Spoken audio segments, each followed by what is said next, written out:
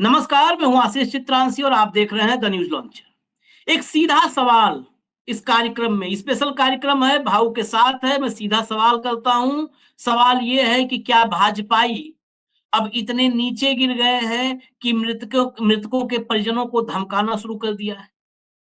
ये आरोप है और सवाल है, दोनों एक साथ है। सवाल क्यों है वो भी हम बता दें। शीतलबेन, जिनके पति पहलगाम में मारे गए, जिनकी हत्या हुई है, शीतलबेन को पूरा देश सुन चुका है। शीतलबेन ने मोदी और मोदी के पूरे सिस्टम को नंगा कर दिया था, बेनकाब कर दिया था। 24 घंटे से कुछ वक्त ज्यादा गुजरा होगा। शीतलबेन आखिर पलट क्यों गई? वो शीतलबेन जो मोदी के मंत्री सी आर पाटिल, वो शीतलबेन जो मोदी के मंत्री सी आर पाटिल ही नहीं, गुजरात भाजपा के सर्वे सर्वा रहे सी आर पाटिल, ताकतवर सी आर पाटिल। गुजरात के लोग जानते हैं कि सी आर पाटिल मतलब मोदी, मोदी के प्रतिनिधि हैं C R Patil. C R Patil के सामने सी आर पाटिल को जिसने मतलब आईना दिखाना तो छोटा वर्ड हो जाता है, आप समझ लीजिए कि बैंड बजा दिया। दुखों के पहाड़ के बीच बैंड बजा दिया। आखिर 24 घंटे 26 घंटे के भीतर वो क्यों बदल गई? क्या हुआ? भाव को जोड़िए चर्चा में फटाफट। स्वागत है भाव आपका। हम सुना देते हैं, जो हमने सवाल खड़े किए हैं वो बिल्कुल साफ साफ दो बयान सुनाते हैं। प्रकाश, आशीष जी पहले उसका वो क्रोध वाला सुनाइए, फिर वही बाद में। क्रोध, हाँ, क्रोध वाला पहले। क्रोध सी आर पाटिल के सामने हम वही, क्योंकि कई फ्रेम में आया था। और मैं एक बात साफ कर दूं, ये शीतलबेन की एक बाइट नहीं थी कि जिसमें एक में गलती से बोल दिया था। शीतलबेन ने सी आर पाटिल के सामने जो बोला, जब वायरल हो गया तो अलग अलग मीडिया हाउस शीतलबेन के पास गए और शीतलबेन ने हर बयान में मोदी सरकार को बिल्कुल नग्न किया। सुनाइए सी आर पाटिल के सामने वाला बयान, सुनाइए कंट्रोल। કોઈ ફેસિલિટી નહીં, કોઈ આર્મી નહીં, કોઈ પોલીસ નહીં. જ્યારે મોટા મોટા નેતા આવે, કોઈ વીઆઈપી માટે પાછળ કેટલી ગાડી, ઉપર હેલિકોપ્ટર શેનાથી હાલે છે? ટેક્સ પે કરે છે એના ઉપર જ ને. વીઆઈપી માટે જે સર્વિસ છે એ આ લોકો માટે કેમ નથી? હું નીચે આર્મી કેમ્પમાં ચિલ્લાઈને કહેતી હતી કે ઉપર કેટલા લોકો જખમી છે, તમે લોકો જલ્દી કંઈક કરો. અમે ઉપરથી પડતા આખડતા નીચે ઉતરતે હજી ઉપર કોઈ ફેસિલિટી ગઈ નહોતી. આતંકવાદી અમારી સામે આવીને ગોળી મારી જાય છે. હિન્દુ મુસલમાનને અલગ કરીને હિન્દુના બધા ભાઈઓને ગોળી મારી છે. તો આપણી આર્મી કરે છે શું? લાખોની સંખ્યામાં આર્મી હતી ત્યાં. અને જે ટુરિસ્ટ પ્લેસ છે ત્યાં કોઈ આર્મી મેન નહીં, કોઈ પોલીસમેન નહીં, કે કોઈ ફર્સ્ટ એડ કિટ નહીં, કાંઈ જ સુવિધા નહીં. એમાંથી એક આર્મી મેન એવું કહે છે કે તમે લોકો ઉપર ફરવા શું કામ જાઓ છો? હવે તમે મને એ વાતનો જવાબ દો. જો આ રીતનું હતું તો તમે અમને જવા શું કામ દો છો? મારા ઘરનો સ્તંભ વયો ગયો છે. હવે તમે મને પાછો આપો, મને પાછો આપો. મારે બીજું કાંઈ ન જોઈએ. આજ પછી કોઈ દિવસ કોઈ વોટ જ નહીં કરતા. જો આપણી ગવર્મેન્ટને પોતાની જ સુવિધા રાખવી છે, તમારા પાછળ કેટલા વીઆઈપી હોય છે, કેટલી ગાડીઓ હોય છે, તમારો જીવ છે. આ ટેક્સ પે કરે છે એનો જીવ નથી. આ છોકરાઓનું હું, આનું ભવિષ્ય શું? આને ડોક્ટર બનાવી છે, આને એન્જિનિયર બનાવો છો, હું કઈ રીતે બનાવીશ? नहीं, मने न्याय જોઈએ. મારા છોકરાનો फ्यूचर खराब न થવું જોઈએ. मैं फटाफट जो है इसका हिंदी अनुवाद मेरे सामने है, पूरा बता देता हूँ। भाव अगले वाले का बताएंगे क्योंकि वो गुजराती में है, मेरे पास नहीं हिंदी अनुवाद इसका है। पहलगाम में कोई सुविधा नहीं है, कोई सेना नहीं है, कोई पुलिस नहीं है। जब बड़े नेता या वीआईपी आते हैं तो उनके पीछे कितनी गाड़ियां होती हैं। नेता जिस हेलीकॉप्टर में चलते हैं सिर्फ टैक्स देने वालों के दम पर चलता है ना। आतंकवादी हमारे सामने आते हैं, हिंदू मुसलमान पूछकर सिर्फ हिंदुओं को गोली मार देते हैं। सेना क्या कर रही थी? वो इतना बड़ा पर्यटन स्थल है, फिर भी वहां सेना का कोई जवान, कोई पुलिस वाला, कोई मेडिकल सुविधा नहीं है। अगर मोदी सारी सुविधाएं सिर्फ अपने लिए रखना चाहते हैं तो आज से कोई भी सरकार को वोट नहीं देगा। आपके पीछे कितने वीआईपी हैं, आपके पास कितनी गाड़ियां हैं, आपकी जिंदगी है, टैक्स देने वाले की जिंदगी नहीं है। अगर आप टैक्स ले रहे हैं तो सुविधाएं क्यों नहीं देते? इन बच्चों का क्या भविष्य है? मैं अपने बेटे को इंजीनियर और बेटी को डॉक्टर बनाना चाहती हूँ। अब कैसे बनाऊंगी? मुझे न्याय चाहिए, मेरे लड़कों का भविष्य खराब नहीं होना चाहिए। सिर्फ इतना नहीं है, इस बाइट के अलावा भी जो बोला है मैं वो भी बता दे रहा हूँ। बहुत सारे जगहों पर बयान आया था। सरकार सिर्फ यही कह रही है कि हम कार्रवाई करेंगे, लेकिन अब तक कुछ नहीं हुआ। सरकार को ये भी नहीं पता कि अस्पताल में लोगों को सुविधा मिली या नहीं मिली। पहलगाम में अगले दिन कर्फ्यू लग गया, सड़कें बंद थी, सड़कों पर जहां देखो 100-200 सेना के जवान खड़े थे। नहीं सर, आपको सुनना पड़ेगा। सीआर पाटिल ने जब रोकने की कोशिश की, मैं पूरी क्लिप बता रहा हूँ, तो उन्होंने कहा नहीं सर, आपको सुनना पड़ेगा। जब सब कुछ हो जाता है तो हमारी सरकार आती है, फोटो खिंचवा कर चली जाती है। सरकार कहती है कि सेना के अधिकारी आए थे, पुलिस के अधिकारी आए थे। बाद में आकर आप लोग क्या करते हैं? मुझे बस न्याय चाहिए, सिर्फ अपने पति के लिए नहीं, बाकी बल्कि उन सबके लिए चाहिए जिन्होंने अपनी जान वहां गंवाई है। दिक्कत कश्मीर में नहीं, ये लाइन भी सुनिए, दिक्कत कश्मीर में नहीं है, दिक्कत हमारी सरकार और सुरक्षा में है, यानी मोदी की सरकार और सुरक्षा में है। आप कश्मीर का नाम बदनाम कर रहे हैं, वहां इतने सारे पर्यटक थे, कोई सेना, पुलिस या मेडिकल कैंप नहीं था। हम सरकार और सेना पर भरोसा करके घूमने गए, हमारे बच्चे सेना को देखकर सलाम करते हैं, लेकिन वही सेना कहती है तुम घूमने क्यों जा रहे हो? अगर हमारे देश की सेना ही ऐसा कहेगी तो और कौन बोलेगा? ये पूरा बयान था, जो एक-एक शब्द, एक-एक शब्द, एक-एक तमाचा जैसा है ये। लेकिन क्या हुआ? 24 घंटे के भीतर क्या हुआ? शीतलबेन के साथ क्या हुआ? ये सवाल बहुत बड़ा है। शीतलबेन का अब ताजा बयान सुनाइए, ताजा बयान सुनाइए। शीतल शैलेષ કલથિયા છે। શું કે છે? મારું કહેવું એ છે કે જે પહેલગામમાં જે આતંકવાદીએ હુમલો કર્યો છે એમાં જે આપણા હિન્દુ ભાઈઓની અને મારા પતિ શ્રી શૈલેષ કલથિયાની મૃત્યુ થઈ છે, તો મારે સરકારશ્રીથી અપેક્ષા છે કે જેવી રીતે તમે ઉરી અટેક અને પુલવામા અટેકમાં બધાને ન્યાય અપાવ્યો છે, તો એનાથી પણ વિશેષ ન્યાય તમે અત્યારે પણ અપાવશો એવો મને પૂરેપૂરો મારી સરકાર પર ભરોસો છે। મોદી સરકાર પર મને પૂરેપૂરો ભરોસો છે કે મારા બાળકોને અને મૃત્યુ પામેલા તમામ પરિવારના બાળકોને ન્યાય મળશે। એ સિવાય કાશ્મીર ગયા હતા તે પ્લેનની હા, એ પણ એક બહુ જ મતલબ ગંભીર પરિસ્થિતિ હતી। જેવી રીતે આ અટેક થયો એ સાંભળીને ત્યાંના લોકોને બધામાં પેનિક હતું કે બધાને પાછું પોતાના ઘરે જવું હતું। એવામાં મારે પણ મારા પતિને લઈને પાછું ઘરે આવવું હતું, પણ ફ્લાઇટની ટિકિટ આ તેમાં બહુ જ બધું ડિલે થતું હતું। પણ આપણા ગુજરાતના જે સરકાર જે છે CR Patel sir, Harsh Sanghavi sir, એ લોકોની મદદથી હું ત્યાંથી રાત સુધીમાં મને એ લોકોએ સુરત પહોંચાડી મારા પરિવાર સહિત।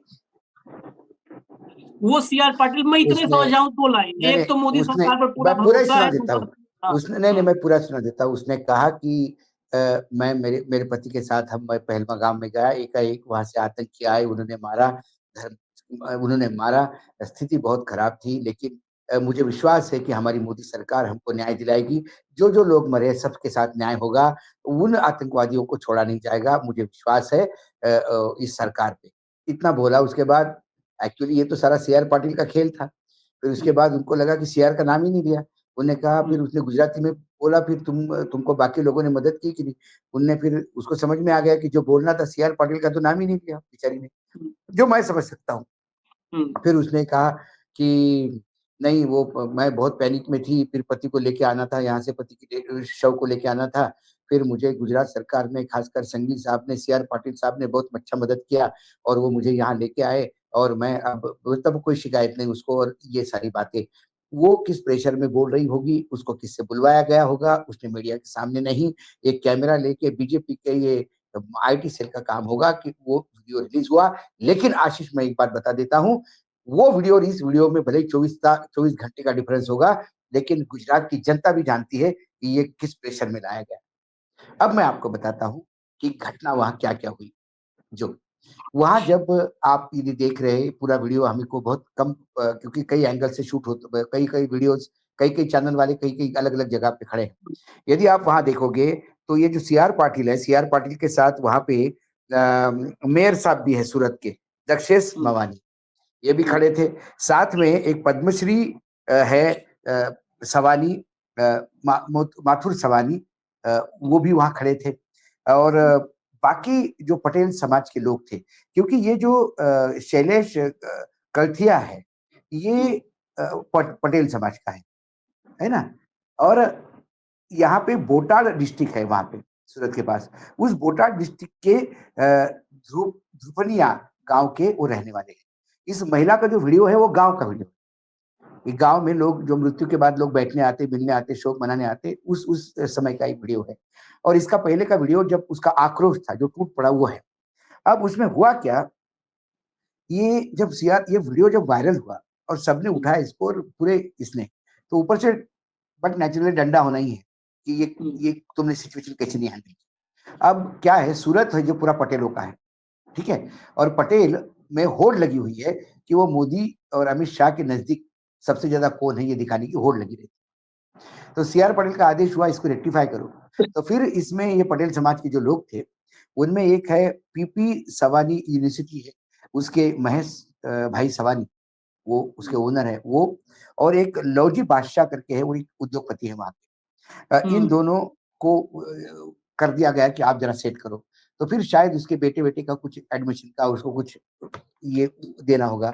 लेकिन मैं ये जानता हूं कि इसके बावजूद भी ये बैंकर की महिला है, उसके पति बैंक में शैलेश मुंबई में रहे काफी दिन, अब सूरत में आ गए थे वो ट्रांसफर होके। तो वो पढ़ी लिखी है, वो शहर में रही हुई है, वो इतनी पेंशन उनको मिल जाएगी, सरकार से सहायता मिल जाएगी कि बेटों के, और पढ़ी लिखी होने के नाते उसको इतना बुरा हाल नहीं कि वो बेटों को पढ़ा नहीं पाएगी। लेकिन ये सारी चीजें पटेल समाज ने भयानक प्रेशर लाया, ऐसा मुझे दिखता है जिस हिसाब से बोला। क्योंकि क्या होता है, आप कितनी भी सहायता दो, ऐसे कई केसेस आपने देखे होंगे कि रेलवे एक्सीडेंट होता है और जब सरकार सहायता देनी जाती है तो सहायता मना करते हैं वो लोग, वो तो हमको सहायता नहीं चाहिए, हमको हमारा बेटा वापस चाहिए। ये हमने कई वीडियोस देखे हैं, कई ऐसे लोगों ने देखे कि क्योंकि जो आप खो दिया उसका पैसे से कंपेंसेशन नहीं होता। उसके बच्चों का भविष्य, कितने ही पैसे दो, आप एडमिशन दो, लेकिन बिना बाप के बेटे जो होते हैं, बच्चों के जो होते हैं, जो साया हट जाता है, उसमें साइकोलॉजिकल इम्पैक्ट बच्चों पे पड़ता है, वो भी उसका भी कोई जगह नहीं होता। लेकिन इसका तुरंत ये वीडियो, एक तो होता है कि आपने मदद की, चलो ठीक है, समाज के लोग इकट्ठा हो गए, मदद करी, वो काम पे लग गए। उससे वीडियो से ये बतवाना, उससे वीडियो से ये कहलवाना कि मोदी सरकार ठीक है, उससे ये कहलवाना कि हमारा मोदी पे विश्वास है कि वो न्याय दिलाएंगे, उससे ये कहलवाना कि सीआर पाटिल ने बहुत अच्छा काम किया। क्या वो महिला भूल गई थी? वो तो सूरत से आई थी, सीआर पाटिल को जैसे वहां तो गए नहीं थे श्रीनगर मिलने इनको। जब वो डेड बॉडी लेके आई थी, उसको टिकट की व्यवस्था की थी, वो क्या महिला इतना एहसान फरामोश है कि भूल जाएगी? वो जो पहला वीडियो जो आया था उसका, वो वास्तविकता थी। दूसरा वीडियो जो है वो लिपापोती है, और इनको शर्म आनी चाहिए।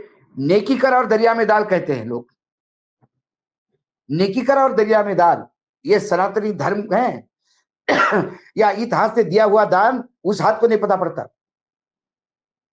ये करने के बाद उस महिला से इन्होंने बुलवाया कि हमने तेरे को टिकट दिए, और ये एक जगह नहीं है, ये जो बेहायता, क्या उसको शब्द नहीं है मुझे, ये जो निर्लज्जता है, ये महाराष्ट्र में भी दिख रही है।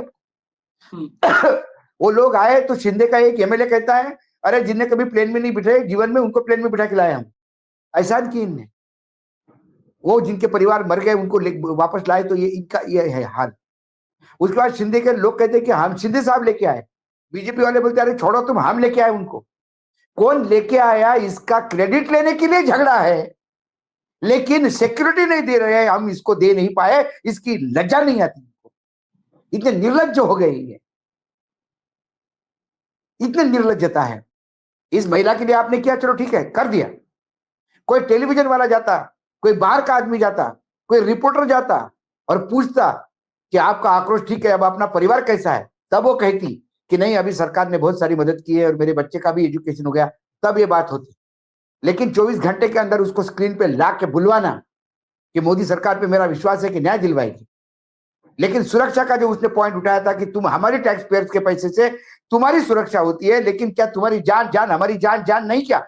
ये इन प्रश्नों के जवाब कहां हैं? सीआर पाटिल बहुत अच्छे हैं, संघवी साहब बहुत अच्छे हैं, गृह मंत्री है वहां पे, ये सब अच्छे हैं। ये बोलना पड़ा उस विधवा से, ये वीडियो करवाने के पहले शर्म नहीं आई इनको?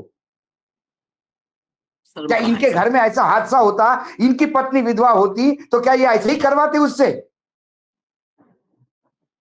ये करवा सकते हैं, सब करवा सकते हैं भाऊ। हद हो गई, मतलब आज। और डर, गुजरात एक डर के बादल गुजरात में इतने घने हैं आशीष कि गुजरात में कोई व्हाट्सअप करने को तैयार नहीं।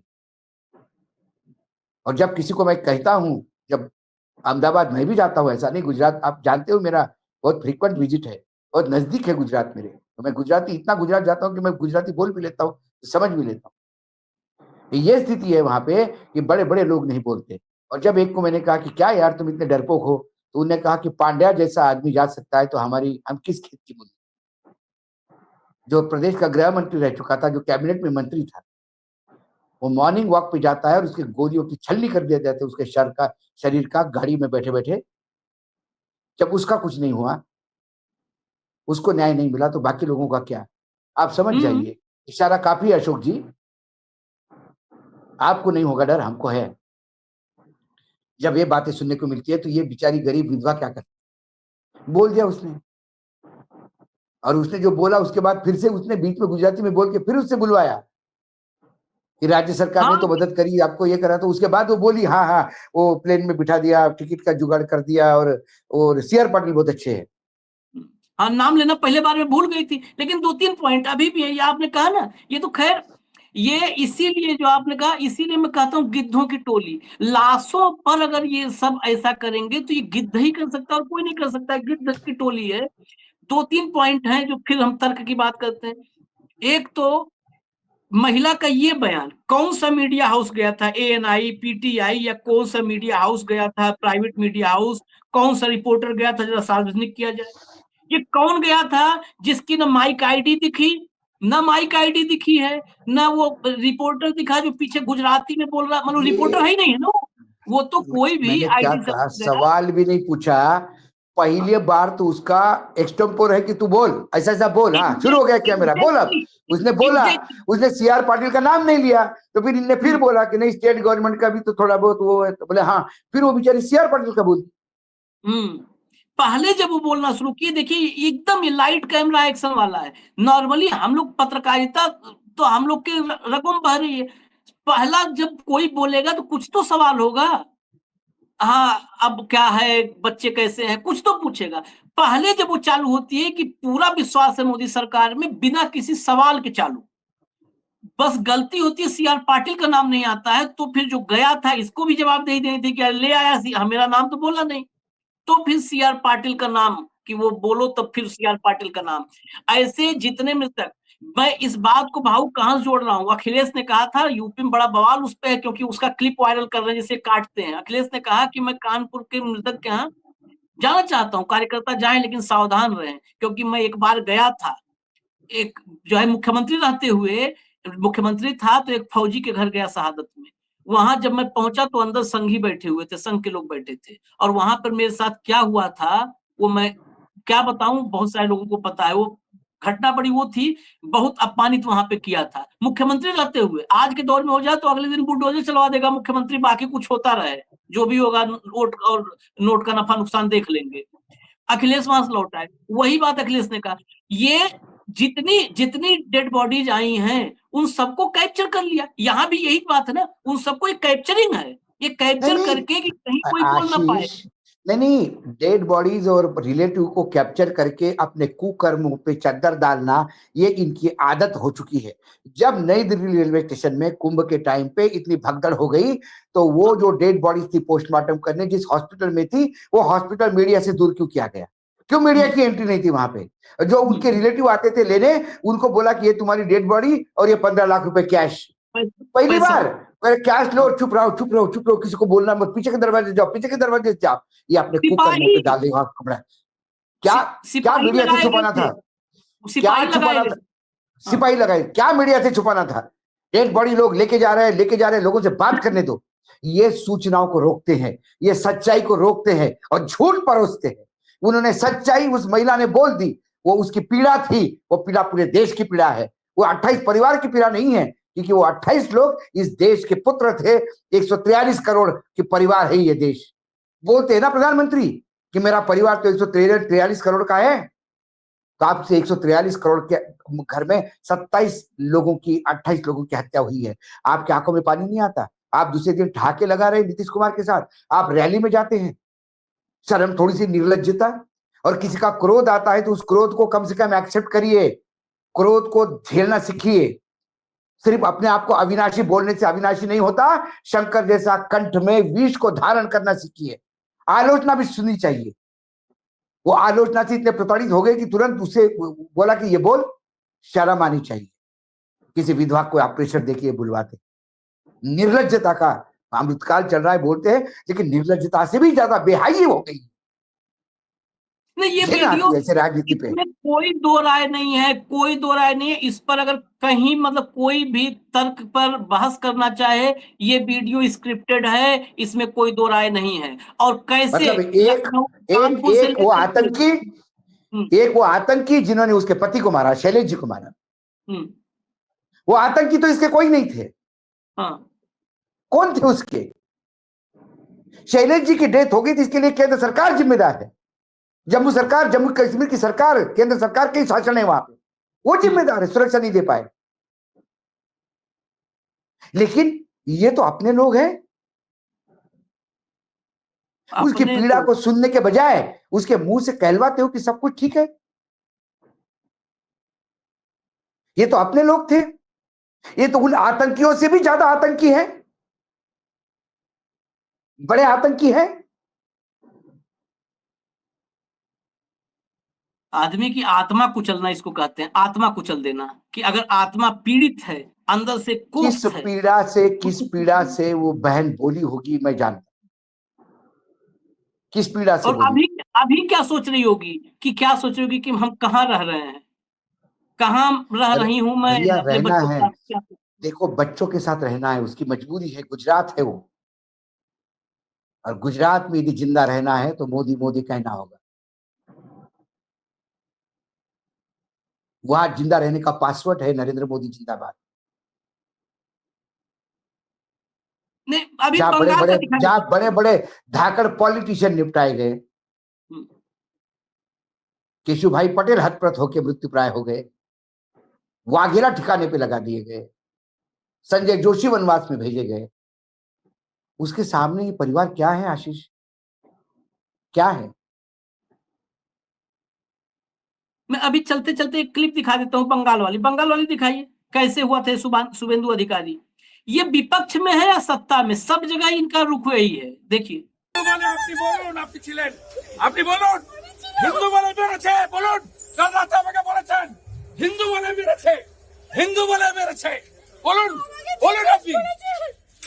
মুসলিম, আপনি কি কালমা পড়তে জানেন? হ্যাঁ না, জানি না। বলুন, এদের বলুন, সেকুলার নেতাদের বলুন। ও দায়িত্ব আমার, ও দায়িত্ব আমার। अरे बच्चा अपना मांग रही है, वो डरी हुई है, भैया बच्चा दे दो, बच्चा दे दो, बच्चे के लिए खींचे जा रहा है आदमी ये। और अब वो बार देखिए, बार बोल रहा है कि हिंदू बोलो, हिंदू बोलो, हिंदू बोलो। हिंदू बोल के। और देखिए अब बाबू, ये सत्ता में है, विपक्ष में, ये तत्काल फैमिली को मतलब एकदम छोड़ना ही नहीं है।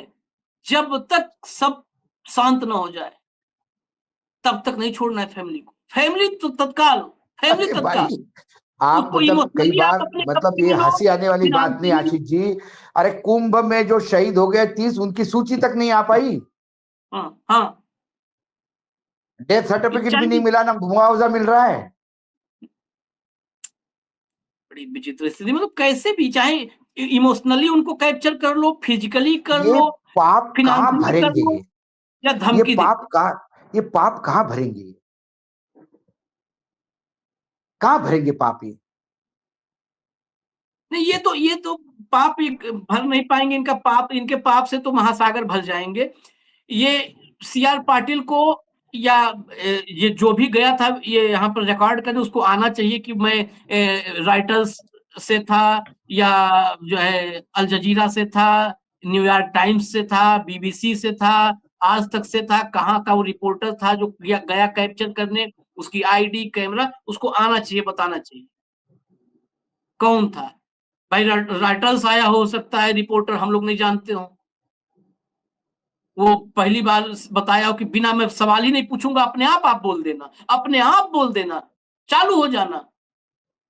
जिसने पूरी मोदी सरकार को ऐसा बयान, पहली बार किसी को मैंने खुल करके, क्योंकि वो पीड़ा में, जब पीड़ा पीड़ा होती है थी तो भय नहीं आशीष, होता, उसने तो भय अपने नहीं बच्चों का भविष्य खोया है, उसने अपना पति खोया है, उसने अपना जीवन खोया है यार। बैंक में काम करने वाला एक इंसान, क्या जिंदगी थी उसकी। खुशियां मनाने गया था, पिकनिक मनाने गया था, छुट्टियां मनाने गया था, मौत लेके आ गया। जब वो बोल रही थी तो उस वक्त वो निर्भय थी, क्योंकि उस वक्त उसकी पीड़ा, उसके भीतर का क्रोध वो गम, वो एक साथ सब उफान पर थे, वो निर्भय थी। वो जिसे हम कहते हैं ना साक्षात शक्ति स्वरूपा, वो शक्ति स्वरूपा उस वक्त थी। लेकिन जब सामान्य होते-होते बच्चों का भविष्य दिखा और फिर वो नस दबाई जाती है, फिर ये रिकॉर्ड हुआ। मैं तो फिर कह रहा हूँ, ये हमारा आरोप मान लीजिए, आप लाइए सामने उसको, रॉयटर्स वाला और बीबीसी वाला जो गया था रिकॉर्ड करने, उसको लाइए आप।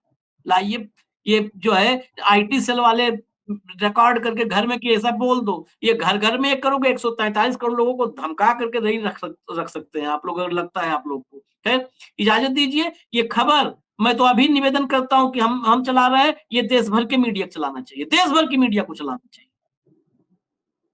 ये बयान बदल देने से सच नहीं बदल जाता। इसलिए ये निवेदन आप सबसे भी है। ऐसी कोई भी अभी खबर होगी, कहीं भी होगी, हम नहीं छोड़ेंगे, हम लेकर के फिर आएँगे। अभी फिलहाल हम रुकते हैं एक अंतराल के लिए। नमस्कार।